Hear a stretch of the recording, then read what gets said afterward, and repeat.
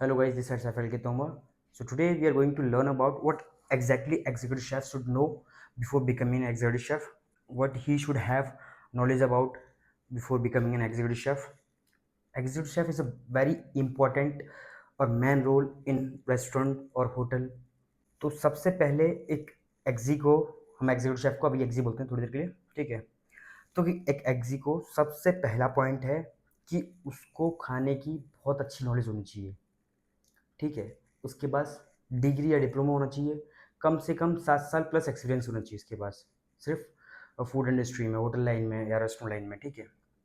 जब उसके पास इन चीज़ों के खाने की नॉलेज है, then he is able to make menu, can create new menus. तो जब उसके पास खाने की नॉलेज है, उसको ब्रॉड नॉलेज है खाने की, डिफरेंट क्यूजिन्स की नॉलेज है, तभी वो एक मेन्यू क्रिएशन बना पाएगा। तो पहला पॉइंट हमारा क्या है? Menu development and innovation. तो वो मेन्यू इनोवेट जब भी कर पाएगा जब उसको डिफरेंट क्यूजिन्स की नॉलेज है, वेदर इट कैन बी और इंडियन, चाइनीज, कॉन्टिनेंटल। कॉन्टिनेंटल में भी काफ़ी काफ़ी क्यूजिन्स आती हैं। मेन्यू बनाने से पहले उसको खाने की काफ़ी नॉलेज होनी चाहिए, ठीक है। और जब उसको मेन्यू बनाना आता है, second is recipe costing and S O P creation. कुछ भी खाना है तो उस खाने की उसको रेसिपी बनानी आनी चाहिए, उसको उसकी एस ओ पी स्टैंडर्डाइजेशन आनी चाहिए कि एस ओ पी इसका कैसे स्टैंडर्ड क्रिएट करके रखना है उसका। रेसिपी कॉस्टिंग आती है, मेन्यू डेवलपमेंट आती है, देन आता है staff training and hiring. Kitchen line में, होटल लाइन में स्टाफ जब हम हायर करते हैं तो उसको ट्रेन करना पड़ता है, ठीक है। जब कोई नया हायर करते हैं, अगर नया पुराना है तो उसको ट्रेनिंग की ज़रूरत पड़ेगी, तो उसको ट्रेनिंग देनी पड़ेगी हमारा जो मेन्यू बनाया उसके हिसाब से, ठीक है। अगर चेंज हो रहा है तो बीच में, तो उसकी हायरिंग उसी को करनी पड़ेगी, एक एग्जीक्यूटिव शेफ को। उसके बाद आता है food safety and H C C P. Basically हर तरह की फूड सेफ्टी नॉलेज होनी चाहिए उसको, सैनिटाइजेशन की नॉलेज होनी चाहिए उसको, चाहे वो एच सी सी पी हो। H C C P is a very big topic, इसके लिए हम किसी दिन अच्छी वीडियो बनाएंगे, लंबी वीडियो बनाएंगे बाद में। उसके बाद आता है पाँचों point, which is vendor management and purchasing. हम वेंडर से कैसे निगोशिएट कर सकते हैं परचेसिंग के लिए, कम प्राइस में चीज़ें, बेटर क्वालिटी। तो उसको वेंडर मैनेजमेंट की अच्छी नॉलेज होनी चाहिए, परचेसिंग की नॉलेज होनी चाहिए, उसको निगोशिएट करना आना चाहिए कि हाँ भाई ये चीज़ हम कम में ले सकते हैं कंपैरिजन के लिए भी, ठीक है। उसके बाद आता है food cost and selling price calculations. Food cost overall monthly उसको कॉस्ट कैलकुलेशन आनी चाहिए उसके बारे में, और किसी भी डिश का, किसी भी रेसिपी का सेलिंग प्राइस कैसे सेट करते हैं वो पता होना चाहिए उसको। उसको उसकी कॉस्टिंग पता होना चाहिए, हर रेसिपी की कैसे निकालते हैं वो चीज़ें। उसके बाद है किचन में किसी भी टाइप का इक्विपमेंट है, he should know about it.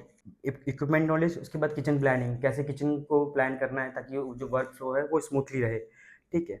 उसके बाद है quality control and consistency system creation. कोई भी खाना पिकअप हो रहा है, कोई भी खाना सर्विस हो रहा है, तो उसकी क्वालिटी मेंटेन है कि नहीं, हर बार कंसिस्टेंसी है कि नहीं है उस खाने की, हर बार सेम खाना जा रहा है नहीं जा रहा है, जिसके लिए हमें ज़रूरत पड़ती है एस ओ पी क्रिएशन की, ताकि वर्क फ्लो सही से रहे, क्वालिटी मेंटेन रहे, कंसिस्टेंसी रहे। उसके बाद आता है labour cost control. Labour cost control मतलब कि सेल के हिसाब से, या आपने एक सेल प्रिडिक्ट की हो उसके हिसाब से हमें कितनी लेबर लगेगी किचन के अंदर, चाहे वो 10 स्टाफ हो, 12 स्टाफ हो, 18 स्टाफ हो, 20 स्टाफ हो, वो सही से हमने रखा है कि नहीं रखा सेल के अकॉर्डिंग। सेल अगर 50 लाख है तो आपने स्टाफ तो नहीं ज़्यादा रख दिया, सेल अगर 60 लाख है तो आपने 10 लाख से ज़्यादा स्टाफ तो नहीं रख दिया। इसका भी एक रेशो होता है जो कि मैंने पिछली वीडियोज़ में बता रखा है, ठीक है, लेबर कॉस्ट का। उसको लेबर कॉस्ट की पता रहनी चाहिए। उसके बाद आता है जो मेरे को लगता है मैन है और मस्ट है, फूड प्लेटिंग एंड प्रेजेंटेशन। जब इसको ये सब चीज़ें आती हैं, जब वो एक रेस्टोरेंट, न्यू रेस्टोरेंट ओपन कर रहा है या कैफ़े ओपन कर रहा है या होटल ओपन कर रहा है, तो वहाँ का जो खाने का जो प्रेजेंटेशन है वो विजुअली अपीलिंग होना चाहिए, एपिटाइजिंग होना चाहिए, जिसके लिए उसको एक फूड प्लेटिंग और प्रेजेंटेशन की नॉलेज होनी चाहिए। फूड प्लेटिंग में काफ़ी चीज़ें आती हैं, उसको करंट ट्रेंड क्या चल रहा है उसके बारे में पता रहेगा, तब उस फूड प्लेटिंग पे वो दिखा सकेगा, ठीक है। तो करंट ट्रेंड जो चल रहा है उसको उसको पता रहना चाहिए कि क्या चल रहा है, प्लेटिंग कैसे हो रही है आजकल, और प्रेजेंटेशन कैसे हो रही है। अभी जैसे हम इसकी बात करेंगे तो बहुत सारे रेस्टोरेंट्स टाइप्स हैं, डिफरेंट गौरमेंट लेवल का हो गया, मिशेलिन स्टार्स हो गए, ठीक है। तो वहाँ पे आप देखोगे कि फूड प्लेटिंग किस तरीके से होती है, तो उसको फूड प्लेटिंग और प्रेजेंटेशन के बारे में आना चाहिए। उसके बाद है कि उसको ओवरऑल किचन लीड करना आना चाहिए, टाइम मैनेजमेंट आना चाहिए, स्टाफ शेड्यूलिंग आना चाहिए। छोटे छोटे काफ़ी टॉपिक्स हैं जो उसको एक एग्जीक्यूटिव को आने चाहिए। These are the main ones जो आप इनको इतना आता है तो आप you are able to become an executive chef. Thank you for watching. Do let me know कोई चीज़ अगर मैंने इसमें ना बताई हो। Thank you for watching guys.